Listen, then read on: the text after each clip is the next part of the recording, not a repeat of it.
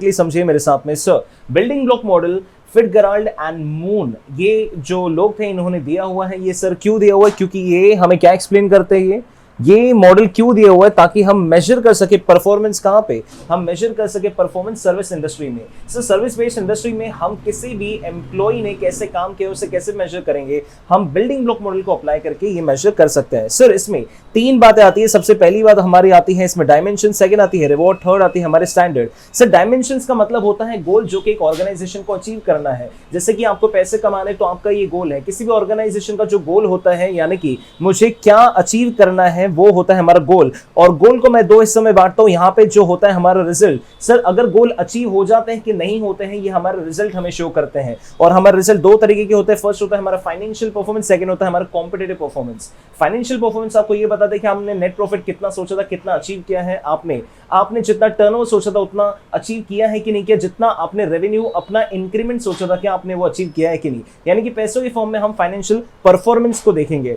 और अगर हमें देखना है कि हमने कितना मार्केट कैप्चर किया है, हम अपने कंपटीशन में कितना आगे बढ़ चुके हैं। हमारे अगर 10 कॉम्पिटिटर्स और पहले मैं 5वें था, तो आज मैं कौन से नंबर पे हूं, तो ये जो है मेरा कौन शो करता है, ये मेरा कॉम्पिटिटिव परफॉर्मेंस। यानी कि ये हो गए हमारे रिजल्ट। और सर, हमारे रिजल्ट अचीव होंगे कि नहीं होंगे, किसी भी ऑर्गेनाइजेशन के जो फेस होता है, जो चेहरा होता है, वो कितना अच्छा होता है, वो उससे डिसाइड होता है कि इनका बैकएंड कितना स्ट्रांग है। और बैकएंड स्ट्रांग होता है इन 4 वजहों से, जिसे हम डिटर्मिनेंट्स कहते हैं। क्या कहते हैं सर इसे? डिटर्मिनेंट्स। ओके सर, सबसे पहला डिटर्मिनेंट है हमारा quality, second is innovation, third is resource utilization and fourth is the what, come on, flexibility. Sir, किसी भी ऑर्गेनाइजेशन में आपको क्वालिटी मेंटेन करके रखनी चाहिए। पहले ही आपकी सर्विस इंडस्ट्री है, आप जैसे कि सीए फर्म है, तो आपको क्वालिटी काम करना बहुत जरूरी है। सेकंड इज इनोवेशन, आपको नई चीजें खोजना, नई तरीके से अपने क्लाइंट्स को एडवाइस देना जो ऑलरेडी मार्केट में चल रहा है। आप अगर वही देंगे तो आपसे कोई काम क्यों करवाएगा?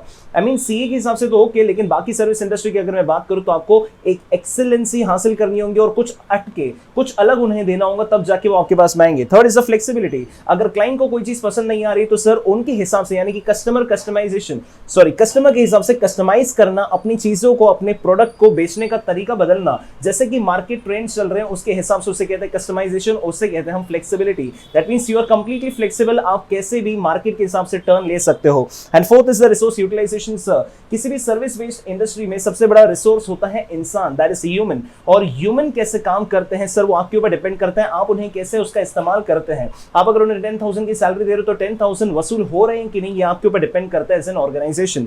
तो सर, ये होते हैं हमारे क्या, ये है सर हमारे बिल्डिंग ब्लॉक मॉडल का part number 1, that is the goal. और गोल को अचीव करने की हमने 2 बातें देखी, हमने देखे डिटर्मिनेंट्स और हमारा रिजल्ट। इसे याद कैसे रखना है सर? देखिए ध्यान से, बिल्डिंग ब्लॉक मॉडल को याद रखने के लिए आपको कैसे याद रखना है? BBM, बिल्डिंग ब्लॉक मॉडल किसने दिया? ये फिटगराल्ड एंड मून ने। जब भी आप एग्जामिनेशन में लिखेंगे तो आपको ये लिखना बहुत जरूरी है कि किसने ये मॉडल दिया था। तो याद रखने के लिए कैसे लिखेंगे आप? सर देखिए यहां पे, fit your moon in the building. क्या लिखेंगे आप? Fit your moon in the building. आपको ऐसे याद रखना है कि मैं फिट कर दूंगा अपने मून को, कहां पे? बिल्डिंग में। तो फिट मून, फिटगराल्ड एंड मून, और बिल्डिंग, बिल्डिंग ब्लॉक मॉडल का बिल्डिंग आ गया। तो इस तरीके से आपको याद हो जाएगा। और उसके बाद में यहां पे देखिए, ये है D, ये है R, ये है S। तो DRS सिस्टम जैसे कि क्रिकेट में होता है, हमें रिव्यू लेना है तो DRS सिस्टम लगाते हैं। तो DRS से आपको ये फर्स्ट पॉइंट या फर्स्ट लाइन याद रखनी है, और सेकंड लाइन आपको DR। तो DRS का पहला तो DRS हम यूज करेंगे, फिर D के अंदर में हमारा है DR। और इसे याद रखने के लिए यहाँ पे DE और RE, ऐसे आप इसे याद रख सकते हो। आते हैं सर सेकंड पॉइंट के ऊपर में, हमारे रिवॉर्ड्स के ऊपर में। हमारे बिजनेस की बात करें और रिवॉर्ड्स की बात नहीं करें तो कैसे चलेगा सर? कोई भी बंदा, कोई भी इंसान जब काम करते हैं तो वो देखता है कि मुझे ये काम करने से क्या मिलने वाला है।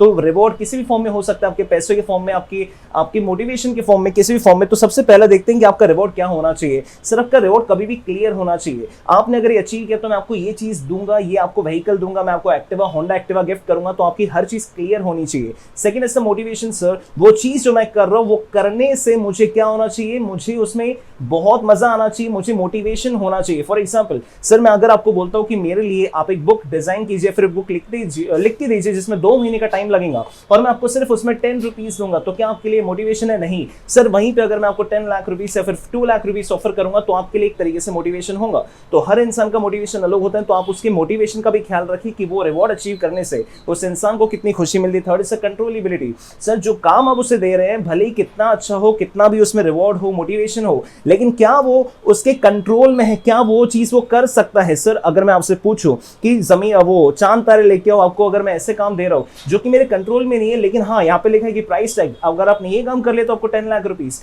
लेकिन बेटा कंट्रोल में है कि नहीं पहले वो तो देख लीजिए। तो आपके कंट्रोल में होना चाहिए वो चीज, आपके मोटिवेशन के लिए तो होना ही चाहिए, लेकिन कंट्रोल सबसे इंपॉर्टेंट देखना चाहिए।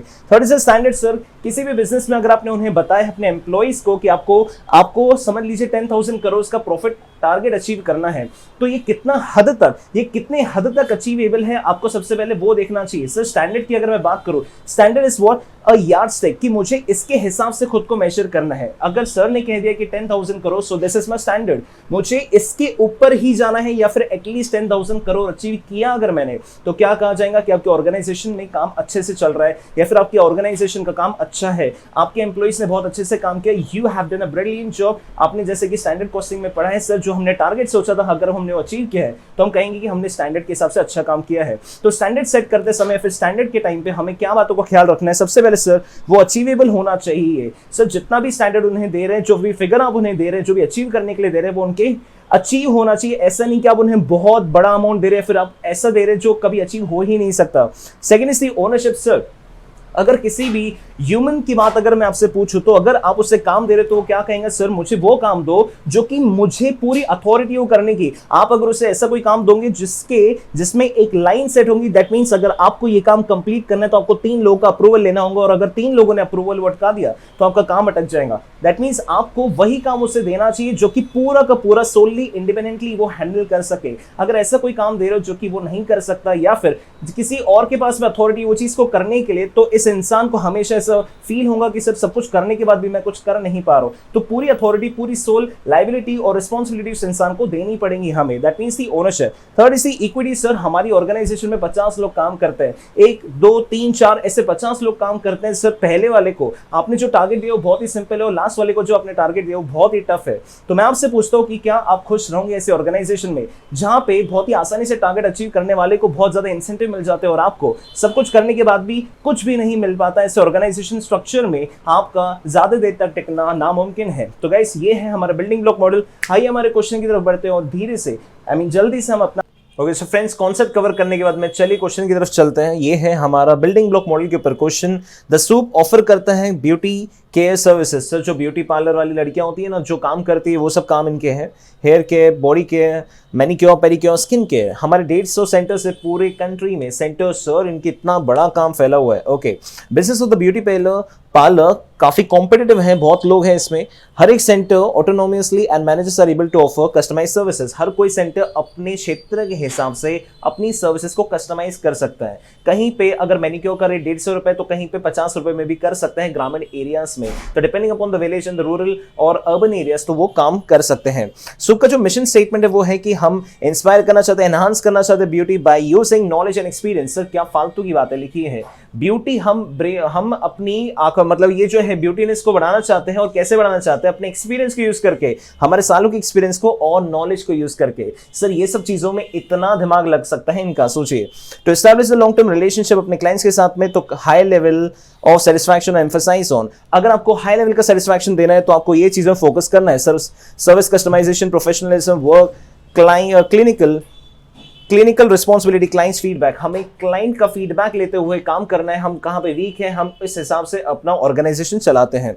कंपनी डेवलप की एक वेबसाइट जहां पे वो ब्लॉग्स लिखती है, high quality content, beauty tips के ऊपर में ब्यूटी टिप्स सब कुछ डालते हैं वहां पे। वेबसाइट कनेक्टेड है सोशल मीडिया पे, जो कि हमारे कस्टमर्स तक हमें रीच करवा के देते हैं। कस्टमर जो सूप्स के हैं वो सर्च इंजन में सर्च करते हैं और इसे रीडायरेक्ट करते हैं जो हमारा नियर स्टोर है। किसी भी लड़की को या फिर किसी भी लड़के को अगर ब्यूटी सर्विस को यूज करने वेबसाइट में गया, उसने जैसे ही हिट किया वहां पे, तो नियरेस्ट सेंटर की तरफ में उनका नोटिफिकेशन चले जाता है, वहां से उनको फोन आता है कि आइए और हमारा ये सर्विस यूज कीजिए। तो सूप की जितनी भी सर्विसेज है वो प्रेजेंट है ऑनलाइन चैनल के थ्रू। सूप का ये दिया हुआ है कि average figures for all the centres. Sir ये देखिए, बहुत ध्यान से सुना, ये हमारा एक सेंटर है जिसका नाम है रूप, और बाकी हमारे जितने भी सेंटर्स हमारे 150 सेंटर में से ये एक सेंटर है जिसका नाम है रूप, और बाकी 149 सेंटर्स का ये है हमारा एवरेज सेंटर जिसका नाम दिया हुआ है। और ये अक्टूबर महीने का हमारे पास में डेटा दिया हुआ है। क्या लिखा है देखिए, सर हमारे पास में रेवेन्यू का डेटा है, जीपी ग्रॉस प्रॉफिट का रेशियो है। ग्रॉस प्रॉफिट का मतलब होता है कि आपने किसी भी चीज को खरीदा और किसी भी चीज को बेचा। मान लीजिए कि आपने 100 रुपए की चीज 200 रुपए में बेच दी, तो 200 रुपए माइनस 100, तो आपका जो प्रॉफिट हुआ है जिसमें आपके बाकी खर्चे नहीं, सिर्फ और सिर्फ माल बेचा है जो आपने, तो उसमें जो प्रॉफिट है वो है आपका 100 रुपए का। इसके बाद में जो आपके बाकी खर्चे आते हैं, electricity expenses, water expenses, pipeline वगैरह जितने भी आपके खर्चे आते हैं, वो सारे खर्चे कहां पे आते हैं? इनडायरेक्ट एक्सपेंसेस में। तो वो कटने के बाद में हमारा नेट प्रॉफिट निकलता है। सो दिस इज और ग्रॉस प्रॉफिट। तो नंबर ऑफ सीनियर ब्यूटिशियंस, आपके सेंटर में कितनी सीनियर महिलाएं हैं जो कि काफी सालों से काम कर रहे हैं? ब्यूटिशियंस में दोनों आ सकते हैं, male female, sorry for the wrong word. तो ये हमारे सीनियर ब्यूटिशियंस है और हमारे जूनियर ब्यूटिशियंस है। जूनियर ब्यूटिशियंस क्या होते हैं वो आगे देखेंगे। Number of website head, sir कोई भी वेबसाइट में जाके आप एक बार क्लिक करते हैं कि मुझे ये सर्विस लेने की इच्छा है, आप लेते हो कि नहीं वो बाद में डिसाइड होगा, लेकिन लेने की इच्छा जाहिर करना, अगर आपने इच्छा जाहिर कर दी है तो एक हिट उसका काउंट होता है हमारे पास में। तो total number of services book, sir hit करने के बाद में किसने कितनी सर्विसेज ली है आपकी? मान लीजिए कि 15,010 टाइम्स हिट हुए थे, अलग अलग लोग जाके वहां पे हिट करके आए थे आपकी वेबसाइट पे, लेकिन उनमें से 9,915 लोगों ने आपकी सर्विस को यूज किया है। Total number of services from the repeat customer, sir ऐसे काफी कस्टमर्स होंगे आपके जो कि पहले आपकी सर्विस ले चुके हैं, लेकिन दोबारा से क्योंकि उन्हें आपका काम पसंद आया था तो वापस से वो आए हैं, और ऐसे हैं हमारे पास में 1510 customers. Total time spent completing jobs, हमने कितना समय इन्वेस्ट किया अपने काम को कंप्लीट करने के लिए अक्टूबर महीने में? तो दिस इज 24,120 आवर्स। ये आपके लिए लिखा हुआ है कि ये घंटों में है, इतने घंटे हमने इन्वेस्ट किए, और यहाँ पे 25,880 आवर्स हमारे एवरेज में 149 सेंटर्स के हुए हैं।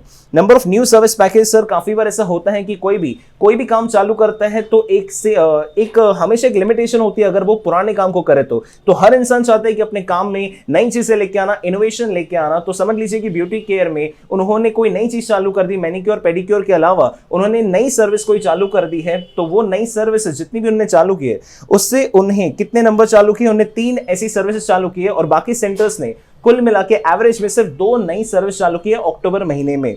Customer percentage in terms of the feedback showing score 9 to 10। Sir कोई भी कस्टमर हमारे पास से जब काम करवा के जाता है, अपना फेस क्लीन करवा के जाता है, जो भी ब्यूटी केयर का काम करवा के जाता है, तो हमें फीडबैक फॉर्म सबमिट करके देता है। उस फीडबैक फॉर्म में अगर 1 है तो सबसे खराब है, अगर 9 है या फिर 10 है तो सबसे अच्छा काम हुआ है। तो हमें 86% 1 to 100% के हिसाब से 86% की रेटिंग मिली है रूप में, और बाकी 77% की रेटिंग मिली है कहां पे? बाकी सेंटर्स का सबका एवरेज करें तो इन्होंने अच्छा काम किया है। सर ये कंपैरेटिव एनालिसिस क्वेश्चन में क्यों समझा रहे? क्योंकि आगे जाके हमें क्वेश्चन में इन सब का यूज होने वाला है।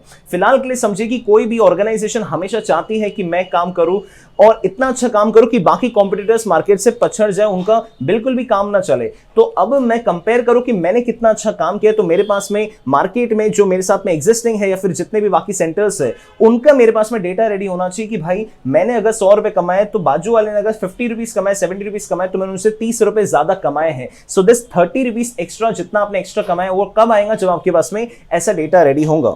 आइए सर क्या नोट्स दिए हुए? ब्यूटिशियंस जो है हमारे सीनियर की तरह कैटेगराइज होते हैं जब उन्होंने 3 साल के ऊपर का उनके पास में एक्सपीरियंस होता है। जूनियर ब्यूटिशियंस वो होते हैं जो ट्रेनी भी हो सकते हैं या फिर उनके पास में 3 साल से कम का क्वालिफिकेशन है, जैसे कि हमारे आर्टिकलशिप में एम्प्लॉइज और उसमें कैटेगराइज करते हैं हमें, राइट। 3 साल हो गए तो सुपर सीनियर, 3 साल के ऊपर है तो आप एम्प्लॉय या फिर सुपर सीनियर बन जाते हो, 3 साल के नीचे आप जूनियर कहलाए जाते हो। द रूप हैज लॉन्च 3 न्यू सर्विसेज। जो हमारा रूप है जिस सेंटर की हम बात करें उसने 3 नई सर्विसेज लेके आई है। पहला है उसने फ्री कूपन दिया है 600 रुपए का, ओवर एंड अबाउ जो 1200 रुपए की खरीदी करते हो उसको 600 रुपए का नया कूपन दिया है। तो ये सर्विस के बेसिस पे वो पैसा भी कमा रहे हैं, लेकिन कैसा है कि कूपन देके उन्होंने किसी को ज्यादा प्रोडक्ट ज्यादा रुपए में पुराना माल बेच दिया। तो ये पहली सर्विस हम ऑफर कर रहे हैं, ये जो कि न्यू है, इनोवेटिव है। सेकंड हम हेड मसाज कॉस्ट कर रहे हैं जो कि पहले कितना है 240 रुपीज का instead of usual cost of 480, 480 रुपए में हेड मसाज जो चंपी होती है उसका काम हम आपके लिए 240 रुपए में करके दे रहे हैं। और ये देखिए आपको 10 दिन एडवांस बुकिंग करनी है। तो एक नई सर्विस चालू कर रहे हैं हमने बताया कि ये 3 नई सर्विसेज हमारे पास में है। अब नई सर्विसेज है और लोगों को अट्रैक्ट करने के लिए हमें उन्हें अट्रैक्टिव डिस्काउंट्स और नए इंसेंटिव्स देने होते हैं। तो हमने क्या बोला कि आप हमें 240 दे दो और 10 दिन पहले हमें पैसा दे दीजिए, तो हम आपको जो 420 रुपए का काम है वो 240 रुपए में करके दे देंगे। तीसरा है हम आपको हेयर कट कर देंगे 120 रुपए में, जो कि नॉर्मली जिसका कॉस्ट है 360 रुपए, राइट। तो ये सारे कस्टमर जो कि हेयर स्पा करवाते हैं, जो हेयर स्पा करवाते हैं उनके लिए हमने ये सर्विस दी है। तो 3 नई सर्विसेज हमने चालू की है अक्टूबर महीने में।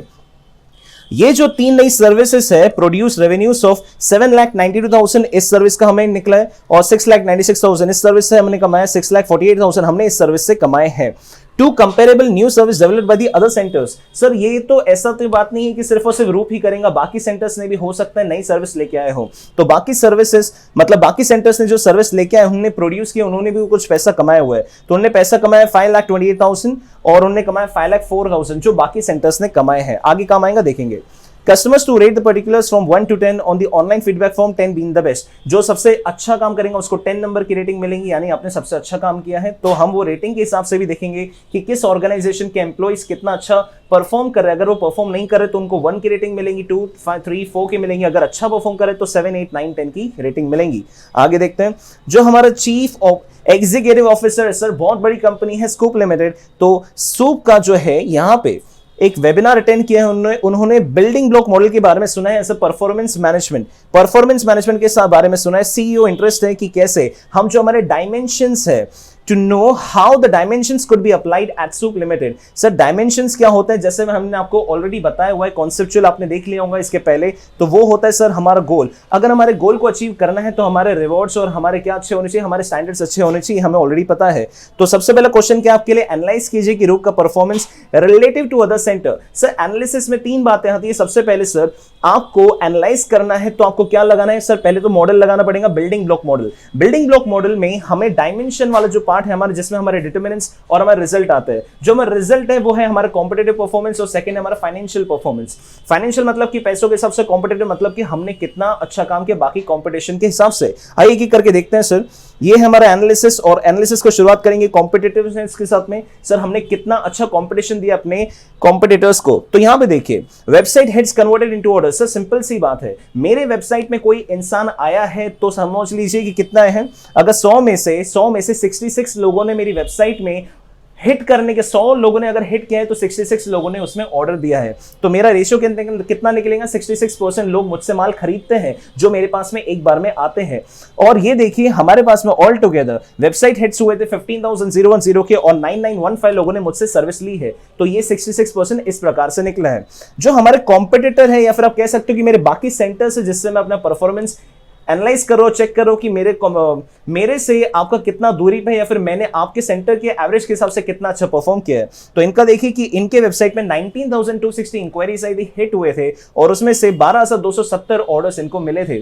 तो इनका कन्वर्जन रेट है 63.71%। आपसे सिंपल सी बात पूछता हूं कि अगर आपके वेबसाइट हिट्स और जितना आपने ऑर्डर्स में कन्वर्ट किए हुआ है 66% और इनका है 63%, तो मार्केट के हिसाब से या फिर बाकी सेंटर्स के हिसाब से आपने आउट परफॉर्म किया, आपने अच्छा परफॉर्म किया है, आपने लोगों को कन्वर्ट करवाया है, अपने कोर्स खरीदवाए हैं, और वो सर्विस का उन्हें बेनिफिट हुआ है। तो देखेंगे ये रेशियो शो करते हैं कि कितने अट्रैक्टिव हो आप अपने कॉम्पिटिटर्स के कंपैरिजन में, ओके, ताकि आप कॉम्पिटिटिव रह सको। तो परफॉर्मेंस यहां पे जो है आपने 66.06% को कन्वर्ट किया है, और बजाय जो आपके कॉम्पिटिटर्स है यानी कि जो आपके बाकी सेंटर्स है उन्हें 63%। तो पहला पॉइंट जो आपको एग्जामिनेशन में जब भी लिखना है तो पहले टेबल फॉर्म करके आपको ये लिखना है कि आपका कितना है, आपके कॉम्पिटिटर का कितना है। सेकंड पॉइंट आपको ये लिखना है कि आपने उससे कितना गुना अच्छा काम किया है, या फिर कितने परसेंट आपने अच्छा काम किया, कितने पॉइंट्स अच्छा काम किया। सेकंड वो लिखिए, थर्ड वो लिखिए, और उसके बाद में उसका इंटरप्रिटेशन बोल के बताइए थर्ड पॉइंट में, जो कि हम आगे और समझेंगे। तो ये एक अच्छा आउटकम है, आपने ये तीसरा पॉइंट बता दिया। आता है सर फाइनेंशियल परफॉर्मेंस में। फाइनेंशियल का मैंने आपको ऑलरेडी मतलब बताया कि पैसों के फॉर्म में जैसे हम तोल सके, सर पैसों के फॉर्म में इसने इतने रुपए की कमाई की, इसने इतने रुपए की कमाई की, बताइए किसका अच्छा है, कितने रुपए से आपने इससे ज्यादा कमाए हैं, तो ये फाइनेंशियल परफॉर्मेंस में आता है। तो ग्रुप ये है हमारा जीपी रेशियो, हमने कमाया है सर ग्रॉस प्रॉफिट हमने कमाया है 48,50,400 का, और ये हमारा सेल्स का अमाउंट, ग्रॉस रेवेन्यू का अमाउंट, तो हमने सर प्रॉफिट किया 48 लाख का, और हमारा जो सेल्स है वो है हमारा 91,26,000 का। तो ऐसा दिख रहा है कि हमने कितना परसेंट प्रॉफिट किया, हमने 53% प्रॉफिट किया है। सर इसका मतलब क्या हुआ, 91,26,000 का माल बेच के जो मेरे हाथ में मेरा प्रॉफिट बचा है वो है मेरा 48 लाख रुपीस का।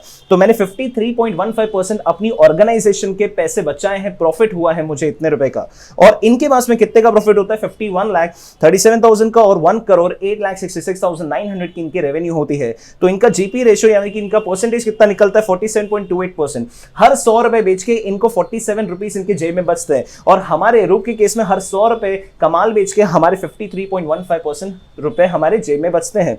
तो किसके ज्यादा पैसे जेब में बच रहे हैं सर? हमारे पैसे, रूप के पास में पैसे ज्यादा बच रहे हैं। तो हम पहले वो पॉइंट लिखेंगे कि क्या है ये। पहली तो ग्रॉस प्रॉफिट रेशियो जो है हमारा फाइनेंशियल परफॉर्मेंस का मेजर है। सर हम फाइनेंशियल परफॉर्मेंस के मेजर में जीपी रेशियो यूज करें, पॉइंट नंबर 1। सेकंड पॉइंट में ये दिखा रहा हूं कि मैं क्या कर रहा हूं, अपने कॉस्ट से एक्सीड करो, ये नहीं भी लिखे चलेगा। सेकंड पॉइंट, हम 5.87% इससे ऊपर है। हम कितना? 5.87% अपने कॉम्पिटिटर से ऊपर है। सेकंड पॉइंट अब ये दिखाएंगे। थर्ड पॉइंट, ये क्यों हुआ है, व्हाई, आपको प्रॉफिट क्यों हुआ है, इतना प्रॉफिट क्यों हुआ है? तो हम उससे बता रहे हैं कि हमने, भाई देखो, जो रूप है उसने 3 नई सर्विसेज चालू की है, जैसे कि मैंने आपको बताया वो मसाज वगैरह वाली। तो वहां पे हमें एक एज मिल जाता है हमारे कंपटीशन में। और यहां पे क्या हुआ है हमारे पास में, यहां पे देखिए, it is likely because of the ratio of the senior beauticians to the junior beauticians, और यहां पे जो हमारा एवरेज है will be variably less. Sir simple सी बात बोल रहा है, जो नई ऑर्गेनाइजेशन है यानी कि हमारी जो है हमारे रूप लिमिटेड, वहां पे जो सीनियर ब्यूटिशियंस है, यहां पे ध्यान से देखिए, मेरी बहुत बहुत इंपॉर्टेंट बात है, यहां पे ध्यान से समझिए। सर ये देखिए, ये है सीनियर ब्यूटिशियंस। तो सीनियर ब्यूटिशियंस हमारी सेंटर में ज्यादा है और हमारे रूप लिमिटेड में कम है। तो इसकी वजह से हो क्या रहा है कि यहां पे जब हम सैलरी का पेमेंट करते हैं, तो सैलरी का पेमेंट कौन ज्यादा करेगा? जिसके पास में ज्यादा एम्प्लॉइज है। सर इसके पास में 110 एम्प्लॉइज है, इसके पास में सिर्फ 90 एम्प्लॉइज है। तो सैलरी का पेमेंट कौन ज्यादा करेगा? सर ये 110 वाले लोग ज्यादा करेंगे, 110 एम्प्लॉइज का करेंगे, 110 इंटू 1 लाख करके ये करेंगे, और ये 90 एम्प्लॉइज का ही पेमेंट करेंगे। तो बट ऑब्वियसली बात है कि आपको प्रॉफिट जो आपकी जेब में पैसा बचेगा वो कम बचेगा in the case of centre, और रूप के पास में ज्यादा बचेगा क्योंकि उसने 20, उनके पास में सीनियर ब्यूटिशियंस कम है जिनका रेट बहुत ज्यादा होता है, क्योंकि 3 साल के ऊपर का उनके पास में एक्सपीरियंस है। ठीक है ना? तो इसलिए ये कारण से हो सकता है कि जीपी रेशियो हमारे रूप का ज्यादा हो और इसका कम हो। तो थर्ड या फोर्थ पॉइंट आपको इंटरप्रिटेशन बताने की ऐसा क्यों हो रहा है। काफी बार ऐसा हो सकता है कि हम अच्छा परफॉर्म करने के बावजूद भी हमें उसका नेगेटिव रिव्यू देना होता है। तो यहां पे आगे देखेंगे हम ये बात। तो ये वाला पॉइंट कंप्लीट हो। हमारा क्वालिटी, सर क्वालिटी पे आते हैं। ये दो जितनी भी बातें हैं ये हमारी किस में आती है? हमारे डिटर्मिनेंट्स में आती है। सर हमारे अगर रिजल्ट हमें अच्छे करने कॉम्पिटिटिव और फाइनेंशियल, तो हमें अपनी डिटर्मिनेंट्स को मजबूत करना होगा, जिसमें हमारा क्वालिटी, फ्लेक्सिबिलिटी, रिसोर्स यूटिलाइजेशन और हमारा क्या आता है? इनोवेशन। सर हमारी ये 4 बातें आती है। अगर ये चारों चीजें स्ट्रांग है तो कंपनी का फेस, कंपनी का ऑर्गेनाइजेशन का स्ट्रक्चर, कंपनी के प्रॉफिट्स ऑटोमेटिकली इंक्रीज हो जाते हैं, कॉम्पिटिटिवनेस ऑटोमेटिकली हमारी एज में आ जाती है। तो हम क्वालिटी की बात करें, सबसे पहले क्वालिटी की बात ध्यान से देखिए। सर अगर मैं क्वालिटी की बात करता हूं, sir what do you mean by quality? आपने कितना अच्छा काम किया, अपने लोगों को कितना सेटिस्फाई किया है, तो उससे मैं कहूंगा क्वालिटी। तो आपके पास में अगर 100 लोग पहले आया करते थे, अब उसमें से सबने सर्विस लेके उन्हें वापस सर्विस की नीड पड़ी, तो कितने लोग वापस आए हैं? That means repeat customers. तो मैं क्या कह सकता हूं कि अगर आपके रिपीट कस्टमर्स है तो आपकी क्वालिटी उतनी अच्छी है। ध्यान से देखिए सर, ये मेरे पास में कुल मिला के 9915 ऑर्डर्स आए हैं इस बार, और इसमें से 1510 मेरे पास में रिपीट ऑर्डर्स आए हैं जिन्होंने मुझसे पहले भी कभी ना कभी सर्विस ली थी, तो उन्हें मेरी सर्विस, मेरी क्वालिटी पसंद आई थी। तो मैं अपने क्वालिटी को असेस करने के लिए देख सकता हूं कि इस बार मेरे पास में पुराने रिपीट कस्टमर्स कितना है, डिवाइड बाय मेरे पास में टोटल कस्टमर्स कितने हैं, राइट, जो इस बार मुझसे माल खरीदे हैं। तो 15.23% लोग जो मेरे पास में पुराने वाले थे, जिनको मैंने ऑलरेडी सर्विस दी थी, उन्होंने मुझसे माल खरीदा है, और इस केस में कितना है? 13.08%। ये है सेंटर। सर ध्यान से देखिए कि सेंटर जो हमारा एवरेज है वहां पे सिर्फ 13.08% कस्टमर्स वापस आए हैं, और हमारे पास में 15.23% कस्टमर्स वापस आए हैं। तो कहां पे कस्टमर्स जल्दी वापस आ रहे हैं या फिर हमारे पास में रिपीट कस्टमर्स आ रहे हैं? तो हमारी क्वालिटी ज्यादा बेटर है 15.23% के हिसाब से, और इनकी क्वालिटी कम हो सकती है। देखते हैं आगे।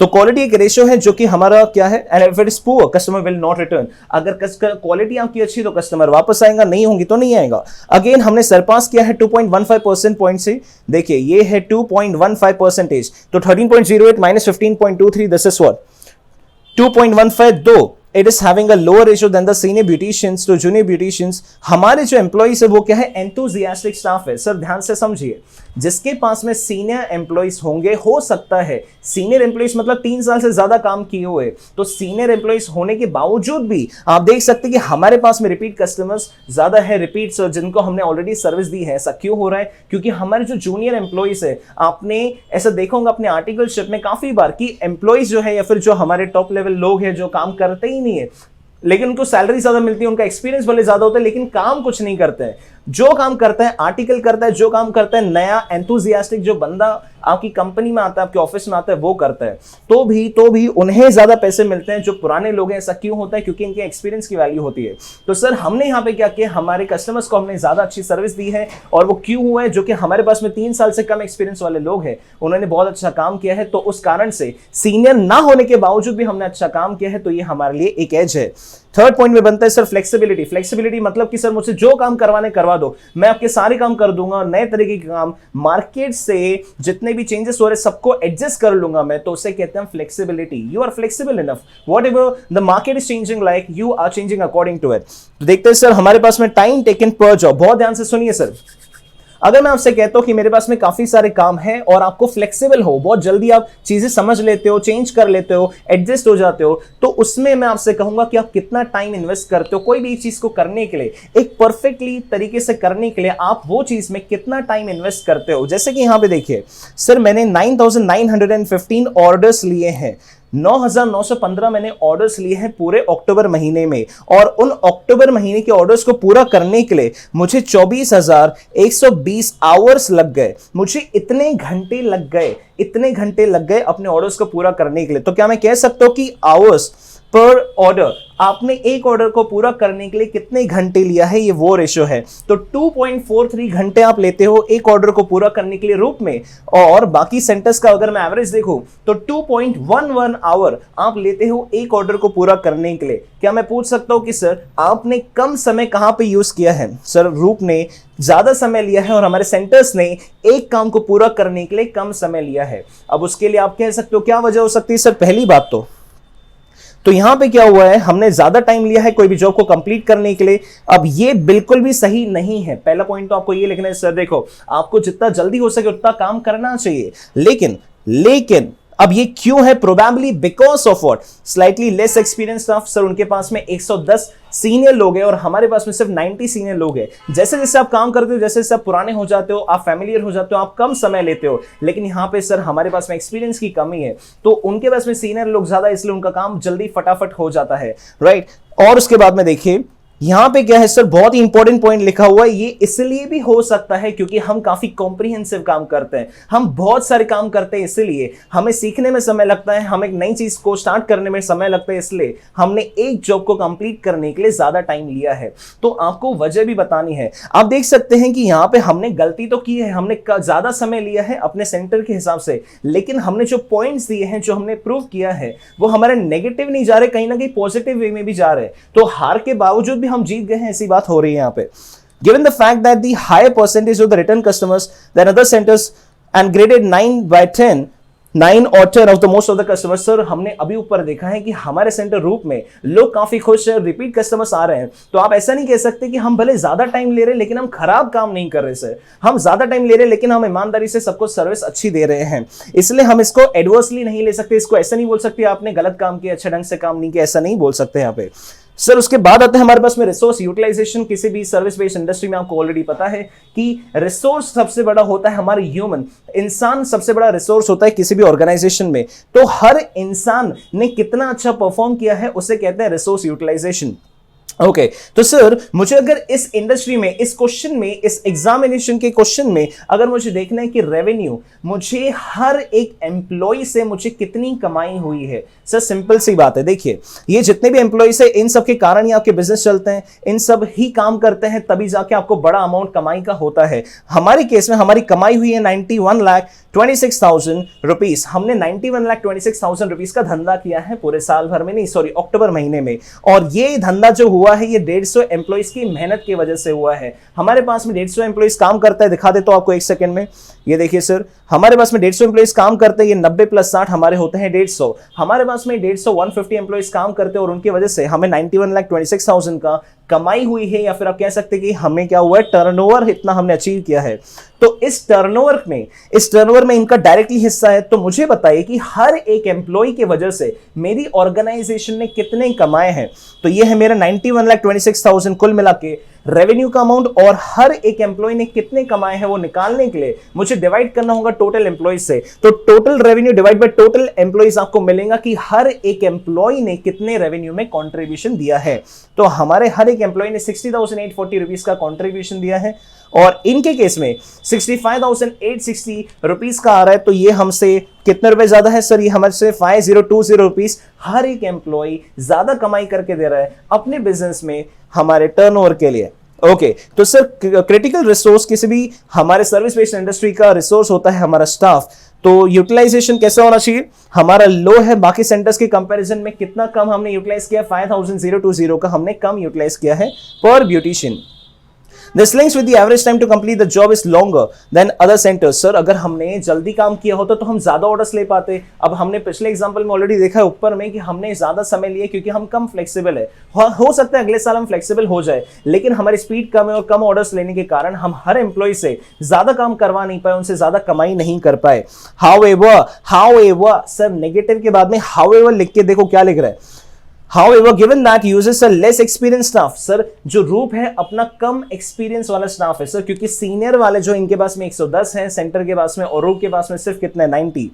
With other centers, it is fact that gross margin is higher than the average. This should not be viewed as too adversely. Sir कुछ भी हो एक बात तो बिल्कुल क्लियर है, आप पैसों के फॉर्म में देखना चाहते हो ना तो जीपी मार्जिन देख लीजिए। हमने जैसे ऊपर डिस्कस किया था कि ग्रॉस प्रॉफिट रेट किसका ज्यादा है। सर हर 100 रुपए पे ये कमाता है 53 रुपए, हर 100 रुपए पे ये कमाता है 47 रुपए, हर 100 रुपए पे ये कमाते हैं 47 रुपीस और ये कमाते हैं 53 रुपीस। तो अगर इस हिसाब से देखें तो हमारा जो ये रूप है वो अच्छा काम कर रहा है, वो ज्यादा कमाई कर रहा है। तो हम कह सकते हैं कि इसमें भी कोई खराबी नहीं है और हमें अपने एम्प्लॉइज को स्कोल्ड नहीं करना चाहिए, चिल्लाना नहीं चाहिए उन्हें इस पॉइंट के बेसिस पे। आते नेक्स्ट पॉइंट सर, हम आते हैं इनोवेशन के ऊपर में। सर इनोवेशन मतलब कोई नई चीज खोज के निकालना। देखते हैं इसमें क्या है। सर हमने नई चीजें, जैसे हमने आपको ऑलरेडी बताया कि वो चंपी वगैरह जो उन्होंने फ्री में जो हेयर कटिंग चालू की थी, तो उसके बेसिस पे 3 नई सर्विसेज उन्होंने चालू की थी और 3 सर्विसेज का उन्होंने जो पैसा कमाया था वो ये है 7,92,000, 6,96,000, 6,48,000। ये 3 सर्विसेज से जो हमें पैसे की कमाई हुई थी, जो हमारा कौन सा है रूप के। और सर ये रूप की टोटल कमाई है, ये हमारी टोटल रेवेन्यू है और हमारी जो न्यू सर्विसेज ये हमारे न्यू सर्विसेज से डिवाइडेड बाय टोटल सर्विसेज से जो मैंने पैसे कमाए हैं, तो मुझे ये मिल जाएगा कि क्या मिल जाएगा 23.4%। क्या दर्शाता है कि सर आपकी जितनी भी नई सर्विसेज है उससे मुझे 23.4% हिस्सेदारी है पूरे कमाई में। अक्टूबर महीने में मेरी पूरी कमाई थी 91,26,000, उसमें से नई सर्विसेज जो मैंने ली है उसका हिस्सेदारी है 23.24%। अब अगर आपके जो सेंटर है, आपके जो कॉम्पिटिटर्स है, अगर उनकी हिस्सेदारी, नए वाले की हिस्सेदारी आपसे ज्यादा होती तो मैं कहता कि वो आपसे ज्यादा इनोवेटिव है, नई चीजों में ज्यादा पैसा लगाता है, खर्चा करते हैं और कमाई करता है। लेकिन सर इनका देखो कितना है 9.5%। उनके सिर्फ 2 ही रेवेन्यू 5,28,000 और 5,04,000 जो हमने क्वेश्चन में ऑलरेडी डिस्कस किया है, और उनकी टोटल कमाई है 1,08,66,900। तो अगर रेशियो निकालेंगे 5 + 5 is 10, 1028, 1032 डिवाइड बाय 1,08,66,000 into 100, तो इनकी हिस्सेदारी 9.5% निकलती है पूरी कमाई में। आगे देखते हैं सर, रूप जो है काफी नई सर्विसेज देता है, वैरायटी ऑफ सर्विसेज दे रहा है। 23.4% इंडिकेट करते हैं कि उसने काफी अच्छा आउट परफॉर्म किया है, अपने बॉक्स से बाहर जाके उसने अच्छा परफॉर्म किया है।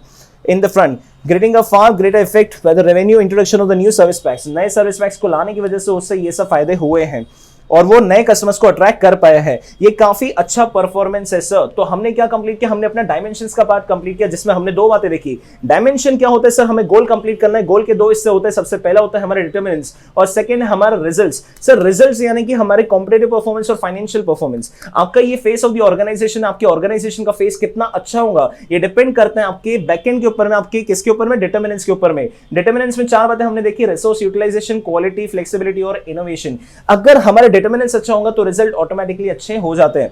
सेकंड क्वेश्चन आपसे पूछता है कि स्टैंडर्ड्स और रिवॉर्ड्स ब्लॉक जो है वो कैसे सपोर्ट करता है डायमेंशन बॉक्स को बीबीएम में, बिल्डिंग ब्लॉक मॉडल में। बहुत ही सिंपल है सर। स्टैंडर्ड्स का मतलब है वो यार्डस्टिक, वो जो आपने निर्धारित किया है कि अगर मुझे 10,000 करोड़ का, 5,000 करोड़ का मुझे प्रॉफिट अचीव करना है, तो मैं उसे अचीव किया कि नहीं किया और कैसे अचीव कर पाऊंगा, वो मुझे स्टैंडर्ड बताता है। स्टैंडर्ड यानी कि मुझे कितने रुपए अचीव करने हैं, मुझे क्या टारगेट्स अचीव करना है। इसको आप और इसी वर्ड्स में बोल सकते हो कि टारगेट्स। तो टारगेट्स अचीव करने हैं तो टारगेट सेट करते समय हमें किन किन बातों का ध्यान में रखना है वो हमें हमारा स्टैंडर्ड्स वाला ब्लॉक बताता है। तो स्टैंडर्ड हमारे क्या होने चाहिए, हमारे ये टारगेट है for performance indicators chosen for each of the dimension. Dimension यानी कि गोल को कंप्लीट करने के लिए जो आपने टारगेट सेट किया उसे हम स्टैंडर्ड कहते हैं। जो टारगेट है वो क्या होना चाहिए, हमेशा अचीवेबल होना चाहिए। ऐसे नहीं कि भाई मतलब अचीव हो ही नहीं सकता, ऐसी कोई भी फालतू बातें हमें बता रहे हो कि आपको ये करके दिखाना है लेकिन वो हो ही नहीं सकता, जादू टोना करके दिखाओ, राइट। हमारा फेयर होना चाहिए, सबके साथ में एक जैसा होना चाहिए और हमें एक मोटिवेशन होना चाहिए चीज को करने के लिए।